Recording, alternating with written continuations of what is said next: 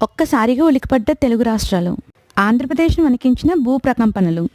విజయవాడ, హైదరాబాద్, విశాఖ, రంగారెడ్డి, భద్రాద్రి కొత్తగూడెం జిల్లాల్లో పలు సెకండ్ల పాటు కంపించిన భూమి. ఉదయం 7:27 కొన్ని సెకండ్ల పాటు భూమి కంపించింది. దీంతో ప్రజలు భయాందోళనకు గురయ్యారు. దీని తీవ్రత రిక్టర్ స్కేలుపై 5.3గా నమోదయ్యింది. 55 ఏళ్ల తర్వాత తెలుగు రాష్ట్రాల్లో ఈ స్థాయిలో భూకంపం వచ్చిందని ఎన్జీఆర్ శాస్త్రవేత్తలు తెలిపారు. భూకంప కేంద్రం నుంచి 225 కిలోమీటర్ల పరిధిలో ప్రకంపనల ప్రభావం కనిపించింది.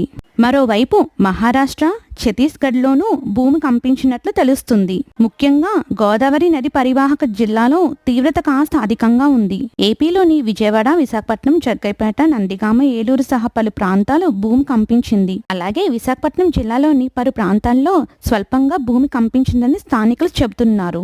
Mrs Raju, thank you so much.